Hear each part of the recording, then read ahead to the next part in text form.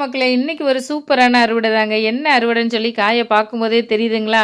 ஆமாங்க. விவசாயம் தெரிஞ்ச எல்லாத்துக்குமே இது என்ன காய் அப்படின்னு தெரிஞ்சிருக்கும். ஒரு சிலருக்கு தெரியாம இருக்கும். தெரியாதவங்களுக்காக நான் சொல்றேன். இதுதாங்க மூக்குத்தி அவரை. எத்தனையோ விதமான அவரைக்காய்கள் நம்ம பார்த்துருப்போம். ஆனா இது மூக்குத்தி அவரை. இது ஏன் அப்படின்னு இதுக்கு பேர் வந்துச்சுன்னு பார்த்தீங்கன்னா, அந்த டிப்ப பாருங்க. எப்படி மூக்குத்தி போல இருக்கிறதுனால அத மூக்குத்தி அவரை அப்படின்னு சொல்றாங்க. எங்க வீட்ல இது நான் 2டே 2 கொடி தாங்க போயிட்டுருக்குது. இது ஆக்சுவலா நான் தைப்பட்டதுக்கு விதைச்சது.